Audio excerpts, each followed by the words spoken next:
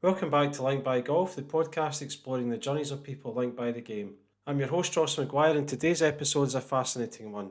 We're going behind the scenes of something every golfer experiences but very few truly understand. I'm joined by John Mather, sports psychologist, lecturer, and someone who's spent 30 years working with elite performers across golf, tennis, snooker, and motorsport. In this conversation, we get into the mental side of the game in a way that I think will genuinely change how you think about your own golf. We talk about pressure, acceptance, pre shot routines, and why even the best players in the world aren't immune to self doubt. And what really struck me is that whether you're a scratch golfer or a 20 handicapper, the challenges John describes are the same. It's just the level they show up at that's different. If you've ever talked yourself out of a shot, lost your head after a bad hole, or wondered why your best golf seems to disappear when it matters most, this episode is for you. Let's go over to John. John, how are you doing? I'm doing great, Ross. Thanks very much for having me on your show. No problem at all. And John, things have changed recently for you, so you're no longer working at the University of Stirling. So what's that changing in terms of how you're approaching customers and the go forward here, and especially how you're going to be playing golf in the future as well? Well, you're right. I worked at Stirling University for 30 years and I left there at the end of last year.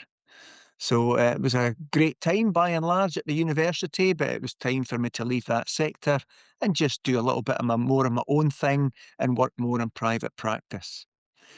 It probably means that I'll have more time to practice golf, to go to the gym, to rest and relax, and to take more holidays than I have done over the past few decades. But it's a chapter in my life that I'm really looking forward to. Fantastic. And John, we kind of jump straight in there.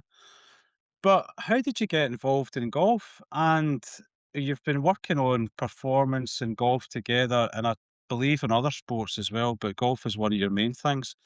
How did that all begin for you? How did you get into the sport? Well, when I was growing up, I was always keen to be involved in lots of different sports, and my first degree was in human movement. And after that first degree in human movement, it probably kindled my appetite to understand how people became good at certain sports as well as participating in them. And that fueled a need for me to go and do master's degrees and working out exactly how people can develop peak performance. And then I went in to look at coaching philosophies. And then eventually I did a PhD in psychology so that I tried to understand exactly how people can deliver their best performances in competitions that matter to them. Fantastic. And then when you were doing that, what types of experiences have you had with people who've been working with you? What kind of things have happened as a result of working together?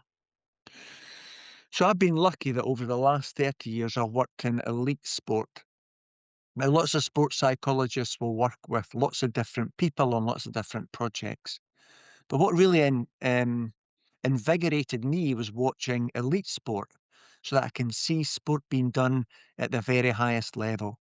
So if it was a tennis ball being struck, a snooker ball being struck, a golf ball being struck, some rugby, some football, some cricket, any sport that was done at the highest level, I always found really, really exciting. And I decided to focus my career on helping those people who are already good at sport, but just wanted to deliver their best performance in the heat of competition and battle. That was the part that really excited me. And over the years, I've had a great chance to work in sports like golf, tennis, snooker, motorsport, um, all with generally high performing athletes. And now, as I approach the twilight part of my own career, it's great to be involved with people that are really good at what they do. Yeah, and John, what would you say? I think it's really interesting. There's a lot of people becoming more and more engaged in, I guess, performance. Some folks might call it sports psychology. Some people would talk about how you engage for performance, etc. But how do you think the perception has changed over the years in regards to being involved with some of the athletes and people who are participating in sport for someone like yourself? In my lifetime, over the 30 years of my applied work, I've probably seen a change.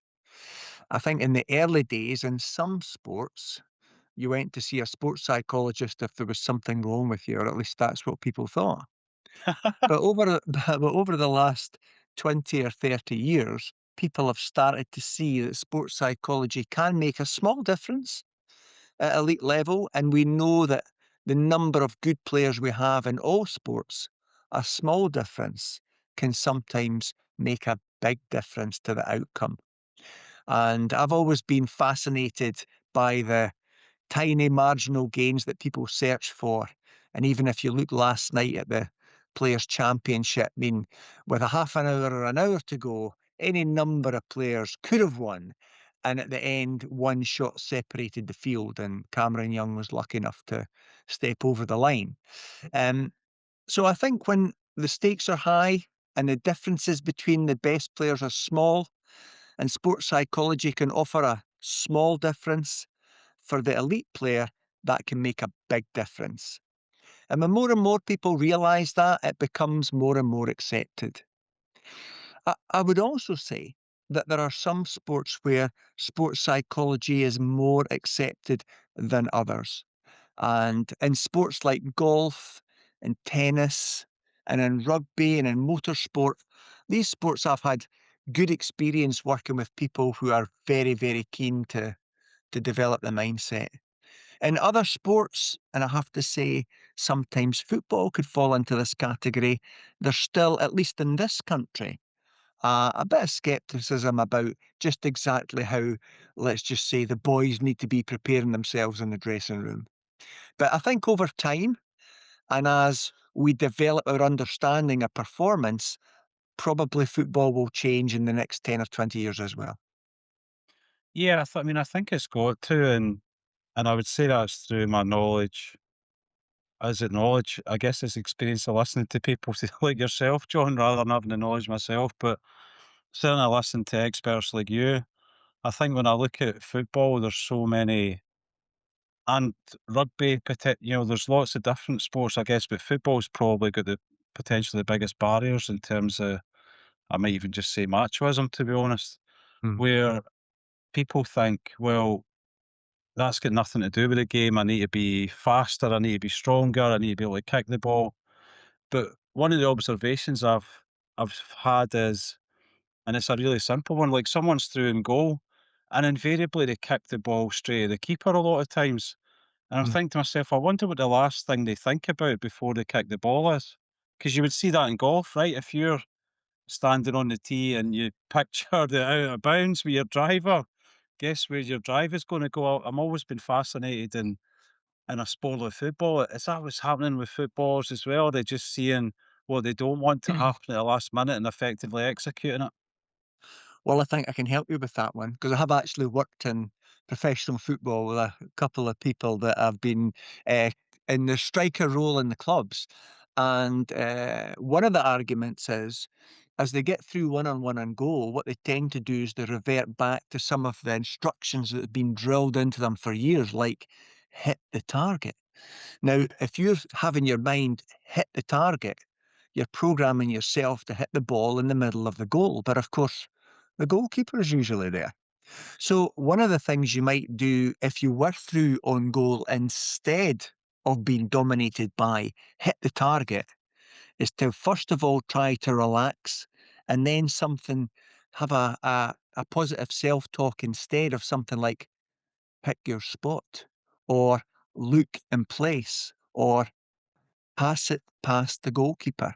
So I think having that bit of composure and having a positive command that will allow you to pick the part of the goal that gives you the best chance is miles better than hit the target.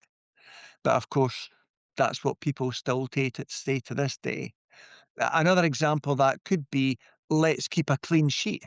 Well, that's actually quite difficult to do because it could be that in the first 5 minutes of a game, the referee might make a bad call, it's not on VAR, and they award a penalty.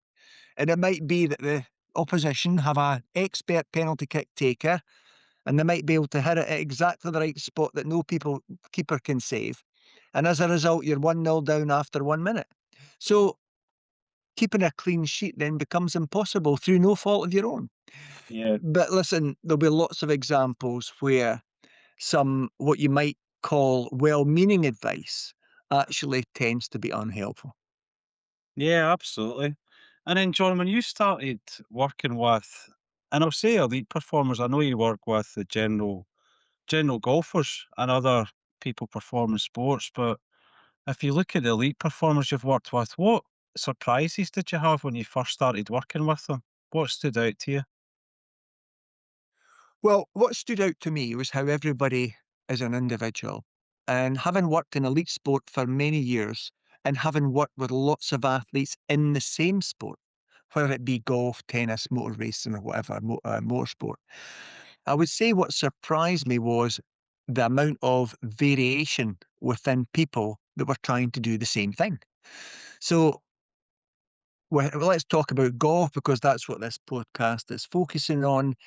I found it interesting that people trying to be elite performers, either on the DP World Tour or the USPGA Tour, were very, very different in the way that they went about it. So some people would have a particular way of practicing and playing and thinking that could be quite different from another person that shared the same goal.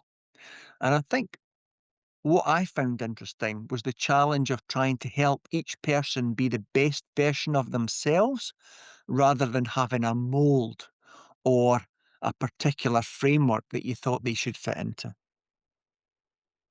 And do you think that a lot of that at times has been driven by how coaching has been in golf, where and really glad now that I think we're away from a lot of that method coaching that you tend to see, like people saying, well, you must swing it this way or that way. But do you think the move away from that type of coaching is going to support as well with people approaching things from a psychological perspective in a way that suits them versus just trying to cookie cutter from other people?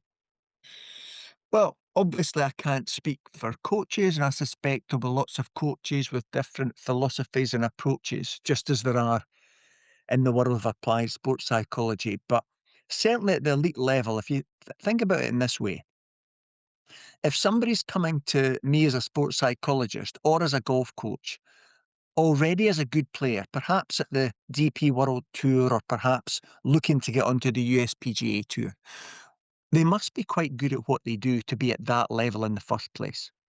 So for me, it doesn't make a great deal of sense making wholesale changes to somebody's product, which is already quite good. Yeah.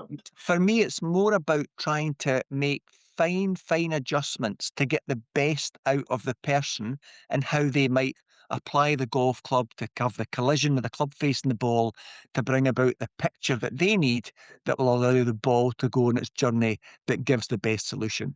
So even though you might think that sports psychology and coaching do certain things, and I'm sure they do, it's very much for me an individual solution that will look to try and make the person the best version of themselves. Yeah, absolutely. And I think, I mean, I've certainly seen that in coaching and when you're talking about the psychology related to golf, it's got to be personal because it's how you feel ultimately in the golf course, right? It's not how someone else feels. And they might have an idea what might be going through your mind, but ultimately you've got to try to be the one that describes that emotion that you go through. Mhm. And that's something I've been talking. I've got another podcast as well, John, with a guy called Colin Gray, and we're both at a different handicap spectrum. So Colin plays off 27, I play off 1. But what's interesting is we've got a lot of commonalities about some of the things that can go wrong. And what I've been saying to Colin, and I think we're both recognising, is I maybe come across these challenges less often than Colin does, but there's definitely the same things that are going through my mind when things go wrong, when I'm getting emotional about things. Maybe I've had a good shot, or maybe I've had a bad shot, and then I respond in ways that can be really positive, or I can respond in ways that are really negative. So, Mhm. do you see that vary a lot from people as well, even whether it's elite or just regular golfers? So what you've described isn't a surprise to me. Because although you and your friend have different handicaps, you're actually human beings, and there's a good chance that you'll respond in the same way, unless, of course, you've been taught or learned to do it differently. And I often see the same reactions that you've mentioned there with elite players. And what happens there is the reaction that they have has an impact on their game. But the only the difference, of course, is they're playing at, let's say, +6 of a handicap or thereabout if professionals had handicaps, of course. But it's the same process because it's human beings that we're talking about here. The only difference is the level of performance is quite different based on physical, technical, tactical experience and ability that's been built up over time. And do you think what do you notice about, like, on the elite side again, John, and I wanna I mean, and you're sort of saying this, it applies to everyone, but from the elite side, what kind of emotions do come into the top players' minds? What kind of thoughts go through them when they're in the heat of battle? Because I think it's really super interesting for people to hear. A lot of golfers assume that players in a great space all the time, but it's far from the truth, right? 100%. It might look like when you're watching somebody on the television that they're cool, calm, and collected, but there could be lots of things going on inside the way that they're thinking at that moment in time. And although elite athletes have the potential to have coping mechanisms through their experience to do well, they're still human beings and they will suffer the feelings of anxiety, the worries, the doubts that they might have. No human being is immune to stress or pressure, but those people who have succeeded over time have learned to cope. So even if you read the best players in the sports that it's ever been, it's not that they don't feel pressure because as a human being they will, as long as it's important to them. What you'll find is over time they will have learned to cope in that pressure situation so that rather than seeing it as a threat, they see it as an opportunity. If you've been enjoying the show, please do remember to follow on your favourite podcast platform and share it with a friend. Now let's get back to the pod. They see it as an opportunity to be brave, to be calculating, to do their best, to showcase their skills, and they're quite prepared to accept the results as they fall. And that's really interesting. You've used that word there, acceptance, and I listened to other podcasts actually, one with Carl Morris, who I'm sure you probably know really well, and he talks about acceptance so often it's frightening. Um, but what does that actually mean from your perspective, John? What is true acceptance when a golfer's on the course and it could be something good to Hams or it could be something bad. What does acceptance really mean? I would say that acceptance means committing yourself to a shot in a process, delivering all of your resources into making that picture come alive, and then to judge yourself on the effort.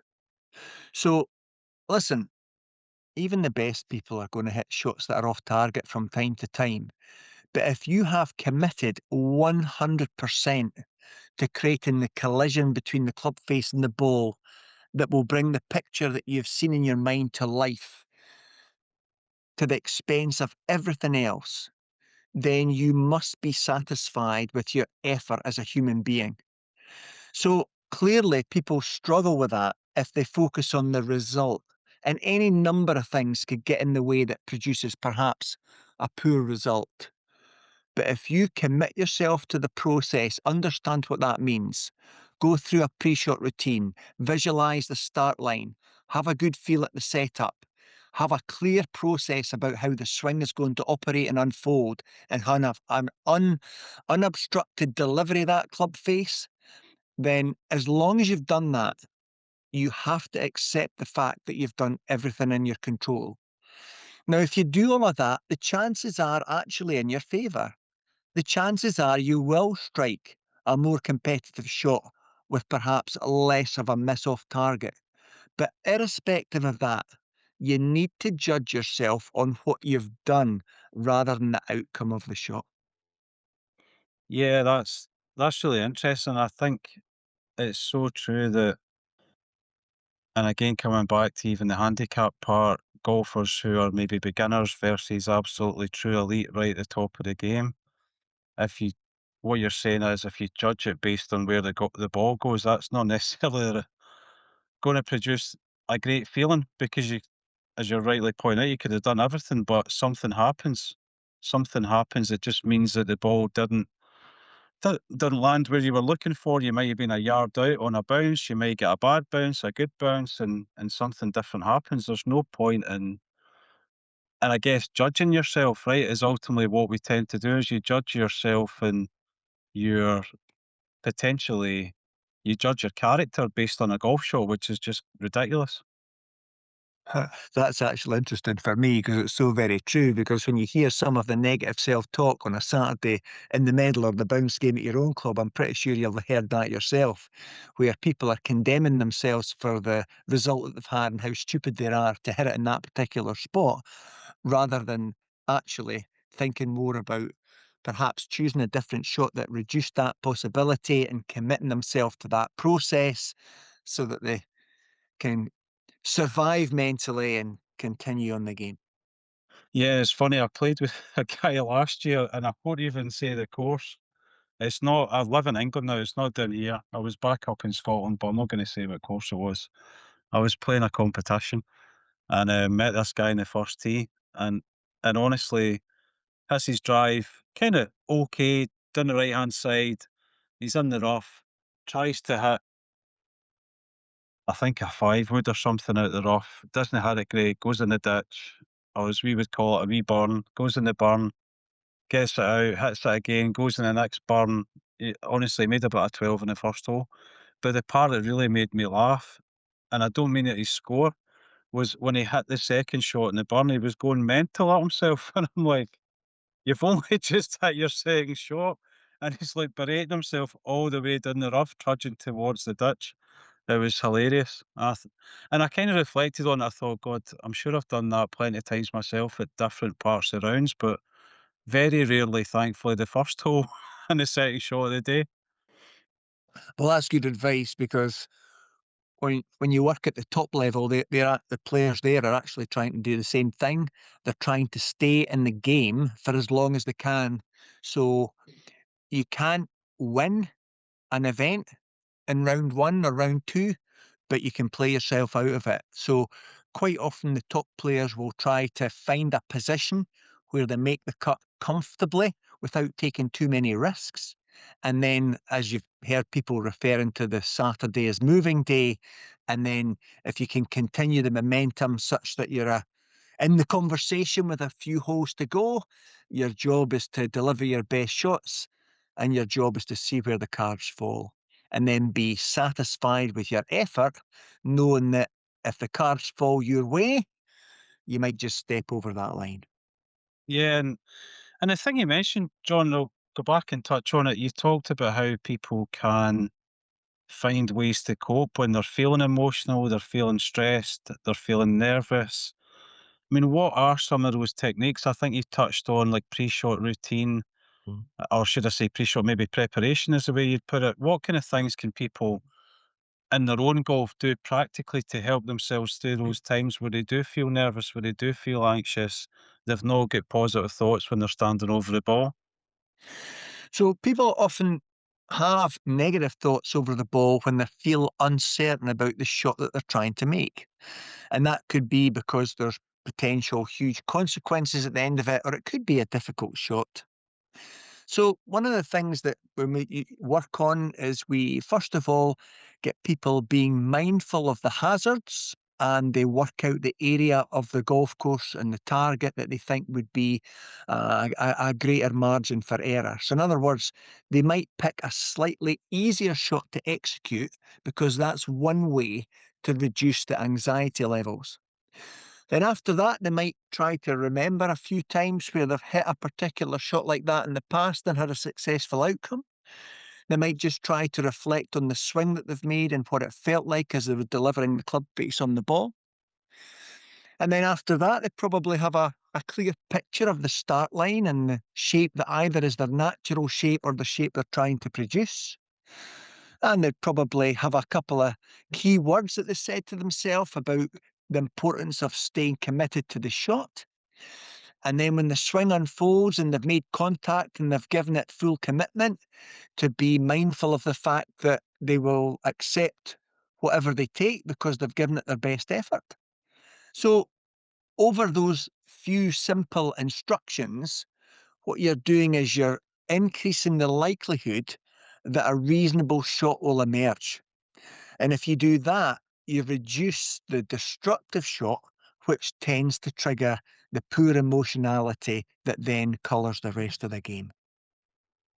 Yeah, and what I'd love to you to talk about, John, is I think what people expect is they maybe come on a podcast like this or another one. There's a few sort of golf, you kind of mental approach to golf podcasts out there.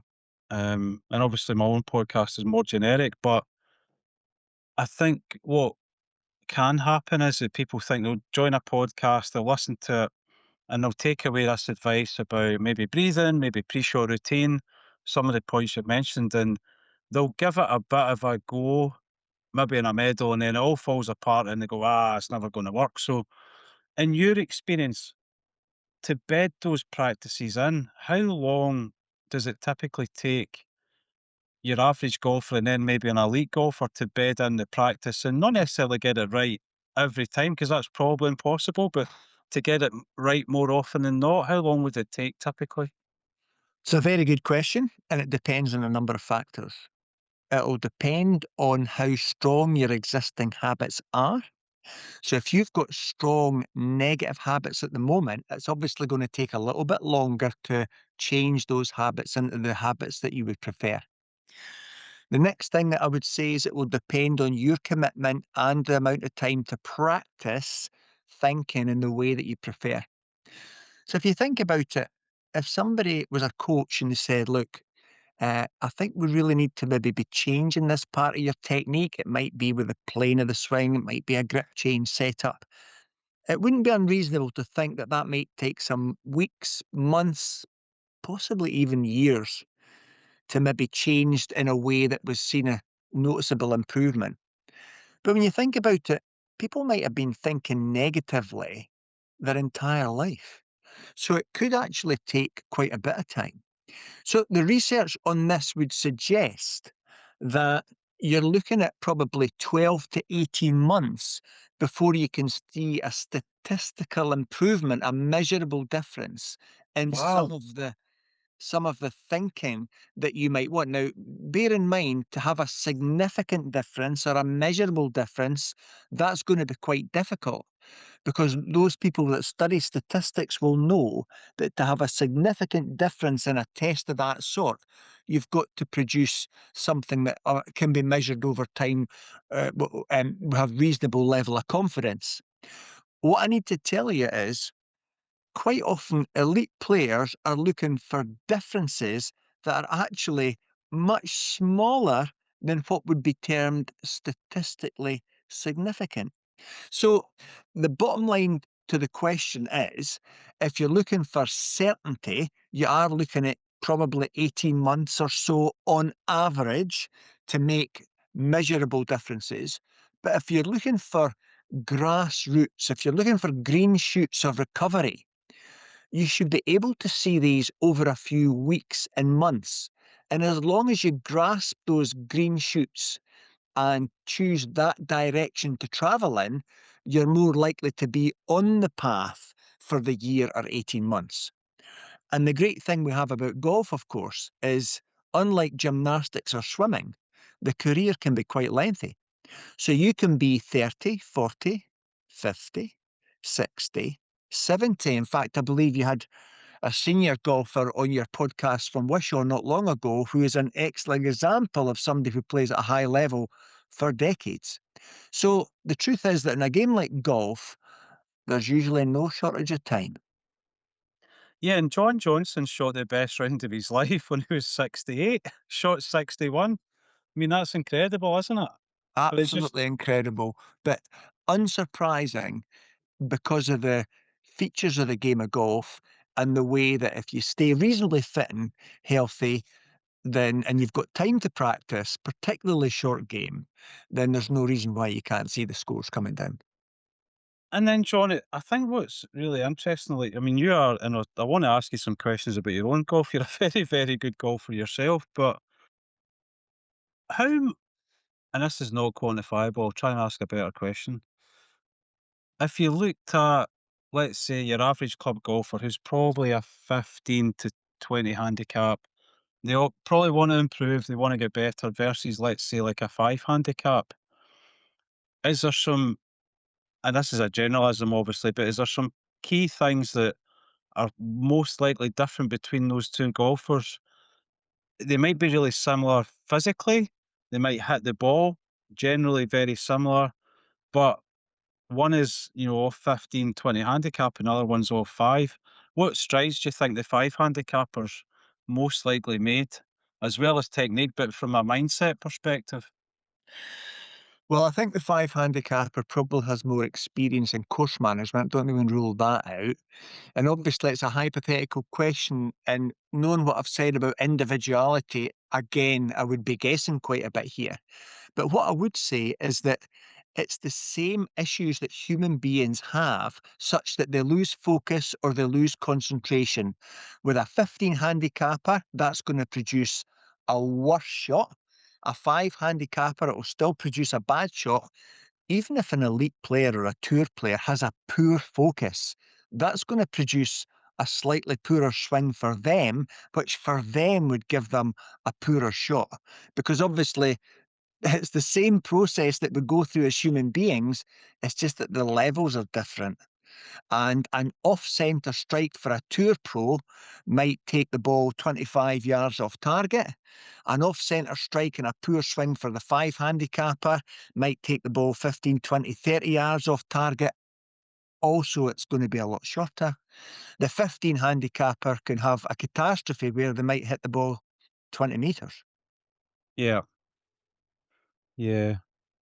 And then it comes back to what's the reaction to that, right? And typically, and certainly in my own game as I've got better, it doesn't happen all the time.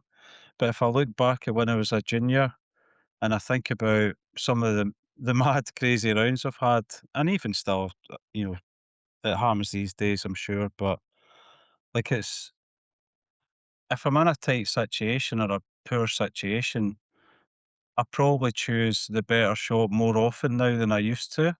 And it's not about doing it all the time, right? It is actually just doing it more often than perhaps you would have in the past, and that should help you get forward. Like, for example, say you've whacked it in the trees, you've not got a great lie, you've not really got a great line, but you go, oh, do you know what? I can get a 4 iron out here. But actually, as I've got more experienced, as you said in the game, think a little bit more clearly. More often they'll go, do you know what? I need to just get an 8 iron, bunt it out to the side. That'll leave me something to the green. Get up near the green. I've got a good chance of chipping a putt even if I miss it. So I think that it's definitely an evolution for people. But to me, it's something that everyone can definitely put in place, regardless of handicap. Is you can try to assess how you're thinking and how you're approaching the emotions that are attached to a good or a bad shot, and certainly look at ways you can improve and take the right choice and the right decision more often in the future. I think over time you'll learn to do that, and some people are faster learners than others, of course. But when you even watch the top players, they talk. I mean, when we talked about the Players Championship last night, uh, even the best players are going to make mistakes, but it's important that you don't follow one mistake with another one. Yeah. And making a bogey, that happens. You move on and you accept that. You swallow it. But if you make a double, that slows you down and it means that you've followed one mistake with another, which probably means that perhaps decision making or clarity of thought at that time maybe is something to look at. Um, but of course, you'd need to probably speak to each person individually to see what they were doing at the time, because not all doubles happen from multiple mistakes, but most of them do. Yeah, and it's interesting, John, like, I've been really reflecting on this a lot recently with the conversations I've had with Colin, especially because, well, one, we're doing this other podcast together, but also we're both trying to improve our own golf. And to me, it is amazing when I reflect back and when I try to be in the moment now when I'm playing, even in a bounce game, because I try and make the majority of my practice on the course. And when I practice, I do it as much as possible under competition conditions. In the winter, that's obviously hard, but in the summer, I can do it. But let's say I do make a silly bogey, I miss a green with a wedge, can't get up and down, I go to the next tee. Invariably, almost every time in the past, especially when I was younger, my next thought would be, right, I need to smash a drive down here. I need to hit an amazing second shot. I need to hit it close. I need to make birdie. I need to do this. I need to do that. Whereas what I'm really looking to do now is I come off that green, get my frustration out the way. So I might have the swear word to myself. I'm still annoyed. But by the time I get to tee, I'm like, right, what is the shot I need to hit versus the driver's coming straight and I'm going to try and smash it down the middle. So is that something you think that people can be more aware of in their game and actually make good difference on quite quickly? Well, I think that's something to work on. It sounds like you've done good progress there. One of the things I'd say is if somebody makes a bogey and they say, "Well, I'm going to have to try and make up for that bogey," you can't make up for something that's happened. Because Yep. if you didn't have the bogey and you had the birdie, you'd be one shot better. So anybody that thinks along those lines is getting tied into the scoring way of thinking rather than the performance way of thinking. So how you've described handling, maybe a soft bogey, perhaps with a wedge in your hand that you might not expect, probably a good thing. And I would definitely think that most people should have a plan for how they cope with frustration and disappointment, where what they think is an easy shot or an easy hole hasn't turned out that way. It's about what you do afterwards rather than ruminating on the mistake. Yeah, it's amazing, John. Like last year, I had an experience on the last hole in a competition where I made a nine on a par five. And what I found fascinating was I was telling someone a story about my junior days where I'd launched a five wood into the railway and a few other things had happened with that club, including snapping it. And I was like, "You've got to be kidding me! I've done exactly the same thing as I did when I was a junior, where I've hit a bad shot, and the immediate thing is I'm just going to hit the next one better." Hmm. Versus just really stopping and saying, "Wait a second, that was a really bad shot. Are you actually trying to hit the right shot here? Have you got the right club out?" So have you seen that with players where, they make a bad mistake and they go, "Look, I'm just doing the wrong thing here." And they just check out, stop, come back, and then say, "Right, I'm going to try something different," versus, "I just need to hit this shot perfectly." Well, I think that's where they want to get to. I think once you've made a mistake, you want to be clear enough thinking about understanding why the mistake happened. So, yeah, you can get your swing on video, and yet you can see the club face was open. Yet you can see you've started on the right, and it's gone fade and high and slice and out of bounds, and that's fine. But what's more important is to think, well, what was I thinking about the time that disrupted the rhythm and the flow of that swing? And if you weren't sure that it was the right shot, then that uncertainty can quite easily manifest itself into the poor swing. So what that means is it's not necessarily a technical issue. It's the fact that the preparation and thinking beforehand didn't put you in the right place to allow the good swing to unfold. Yeah, and it's fascinating, John, if you think about it, and I'm sure you've been in this situation. Sometimes you'll be in a shot and you could be in a really good position score wise, whatever that means for you personally. Everybody's different in that regard, of course, what kind of scores they think they might be wanting to score. But it's incredible to me that sometimes you're coming down the last two or three holes and you're on an absolute charge and nothing gets in the way and you close out and you don't even think about it. And then other times when you might not even be on as good a score, there's something in your brain that's just triggering a set of emotions that make you doubtful or you want the outcome so much or whatever it is. And it just gets in the way. It's incredible how that can come and you don't even expect it. Well, I think for most people it is related to outcome.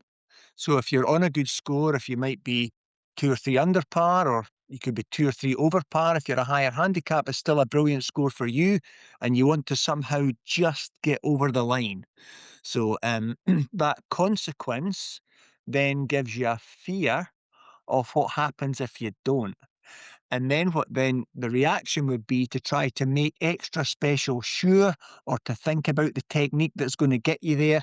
And you've actually disrupted the flow that you go through to deliver the performance that you have up to that moment. So um, the solution there is to try wherever possible to acknowledge the fact that you're doing well and to enjoy the fact that you're there, but also to think, well, if I am enjoying it so much, and a little bit anxious that I want to get over the line here with a good score and not throw it away, then I just need to be pick my shots carefully and remind myself that my job is to go through all of my same processes, commit perhaps to an easier shot such that I can function effectively and it gives me the best chance of getting over that line that I'm so desperately keen to do. Absolutely. So then, John, we've not really talked about your own golf. What role does golf play for you now in your life? So I love the game of golf. I find it an amazing challenge. And just because I'm a sports psychologist doesn't mean that I always get everything right from a mental point of view. Sometimes it can be quite frustrating actually knowing what I should be doing, but as a human being suffering the frailties that everybody has, you don't always get it right.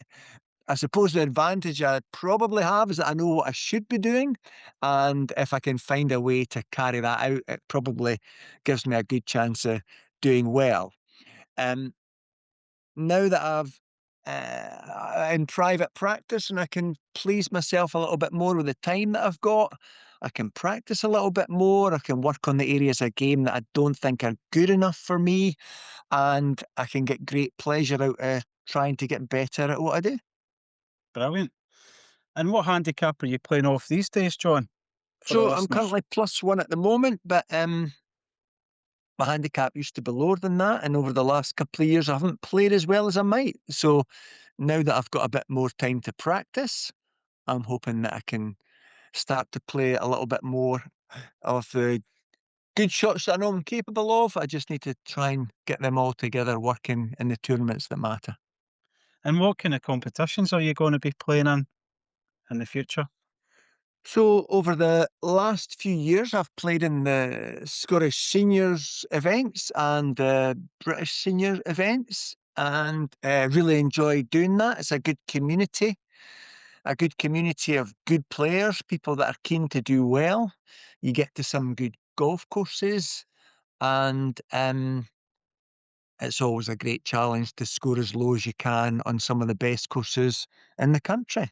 So I'll probably be playing in the Scottish series, and then I might play in some events further afield as well. Brilliant. And is that the Scottish Seniors Golf Society? That's right. The first event is at Barassi on I think the 20th and 21st of April, and then there are other events right the way through the season.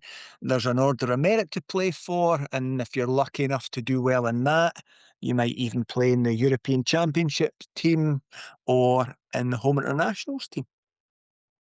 And I need to ask the question, John, have you played in either of those competitions yourself? Yeah, I've played in the European Championship in Estonia a couple of years ago, and I've played twice in the Home Internationals for Scotland as a senior. Fantastic. So what were those experiences like? Unforgettable. The first one was down in Wales, where we had the men's home internationals, the women's home internationals, and they had a joint home internationals where they combined the points. And Scotland won the men's and they won the joint that year, which was a great event and something everybody that played for Scotland was really proud of. That same year, I played in Estonia and Tallinn for Scotland. We qualified for the A flight. We had a couple of great results, and we just lost out very narrowly to England in our group, in our, I think it was a semi-final, and then in the bronze medal playoff match, we came up against an Irish team that was really strong. But it was good to get to the latter stages of that. And then a couple of years ago, I played at Castle Rock in Ireland, and that was a beautiful venue. And that took place in September. And amazingly, the weather was absolutely perfect. I can just remember it being like a summer's day. We were in t-shirts, there was not a cloud in the sky, and it was just a great course and a great event. I played in those matches there against some really, really good players and had the time of my life. Fantastic. Yeah, and I mean, for people looking for information, I think there's information on the Scottish Golf website that takes you to the Scottish Seniors Golf Society web pages as well. And I mean, for me, it was a really easy process. I am going to qualify effectively as a junior for that category in the summer, Okay. John. Hmm. So I'll be looking to join you. I think the first event I can play is at, I think it's Erskine at the end of July. So Hmm. looking forward to that. But it's a really, really great series. There's lots of brilliant competitions, as you say, and a lot of really good golfers as well. And I think the handicap limit's about 10 for entering the event. So it's a real good mix of different guys and players that have been around the Scottish circuit for a long time. Listen, I've really enjoyed playing the Scottish Seniors Golf. When I first qualified many years ago now, I was a little bit sceptical, thinking it was going to be old guys playing Tuesday and a Thursday, and I got a rude awakening indeed. There was some really, really good players there that took it seriously, practiced hard, trained hard, wanted to get better, took lessons, and there was a really, really good group of good players, and one, group that I've been pleased to be part of and to join in. And I think also I've enjoyed the fact that anybody who does a good score gets congratulated by everybody in that community. And I certainly felt a warmth and a togetherness in that group that's something I didn't always feel when I was growing up, let's say at boys or at men's level, where everybody was desperate to do well. Everybody in seniors is desperate to do well, but I think when people get a bit older, they get appreciative of other people's effort as well, and you can celebrate the achievements some of your friends in a way that perhaps you didn't when you were younger. Yeah, it's almost like going back to the football again, John. It's like that classic thing between the two managers or the players that hated each other for 30 years and then they retire for the game, they're best pals. It's Mm. incredible. Well, it's certainly a good series of events, and anybody who's in that age group and wants to experience it, I would certainly recommend that they throw their hat into the ring. Absolutely. And then for yourself, John, I mean, you've gone through this pursuit in your life, helping people. What still challenges you in the golf course? What things do you feel that you might still struggle with? Maybe it's your focus or whatever. What kind of things still come up as challenges for yourself? So, in terms of my own game, it's always a challenge to get better at short game. Um, in my career, I've worked with some really good players and coaches, and I've always found that with all of the amateurs that I know, the closer they get to the hole, the worse they are in comparison to the best players in the world. So I would like to, sure, I'd like to hit the ball further and more consistently if I could. I would definitely like to control the ball flight and the shapes a bit better. I would 100% like to be better at short game, chipping, bunker play. I would 100% like to be better at putting and all of the idiosyncrasies and skills that you need to be a top player over time. And personally, I've had a massive sense of satisfaction when you work hard at a particular skill and you see improvement. And I'm happy to say that I think I've done that on some parts of the game, but there are so many parts of this game that, I could be another 20 or 30 years, God willing, and I'll still be trying to get better at them. Yeah, absolutely. So then, just on that note, what does a satisfying round of golf look like for you, John? So a satisfying round of golf for me is one where most of the time, or as many times as I can, I've picked the right shot and I've committed fully to that process. And when I've struck the ball, the image of the shot that comes off the club face is pretty close to the image that I had pictured prior to setting up to the shot. So in other words, what I try to do is I make the picture of the shot come to life. So you would try to make the reality match the mentality of the shot picture. And for me, satisfaction comes when you picture a shot that you think you want to play, you put all your resources into it, and for some reason, the shot comes out just as you'd imagined. So that, to me, is absolute satisfaction. It gives me a huge sense of achievement. So a satisfying round of golf would be one where I've managed to do that a few times. Brilliant. And then just to wrap up here, John, what has sport, and in this case golf, but sport in general, because you worked with a lot of different types of athletes, what's it taught you about people? Oh, I think when it comes to elite sport particularly, but it applies across the board. If you sign up to be connected to sport, you should expect sport to have highs and lows, to give you good times and to give you challenging times. And I think you need to learn to embrace both.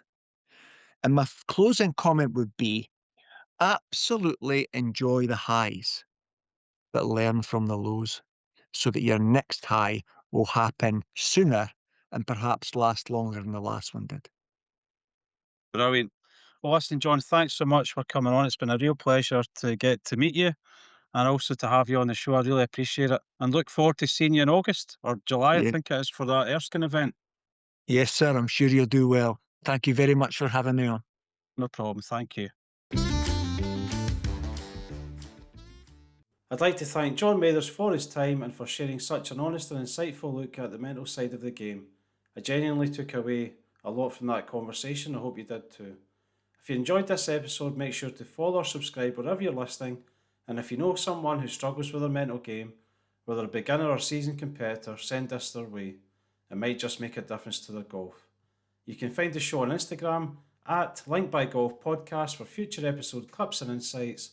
And if you have a moment to leave a review, it really does help us reach more golfers just like you. I'm Ross McGuire. Thanks for listening. Lomond Golf Tours have helped thousands of guests build bespoke golf trips to create a magical experience. Travel in style with our executive chauffeur travel, whether it's golf on a major championship venue or one of our hidden gems, 5-star accommodation or a boutique bed and breakfast, or is it whiskey tasting on a private boat? Lomond Golf Tours are here to help build the tour of a lifetime. Whether you're celebrating a special occasion or ticking it off your bucket list, embark on a trip that you'll remember forever. Visit www.lomondgolftours.com.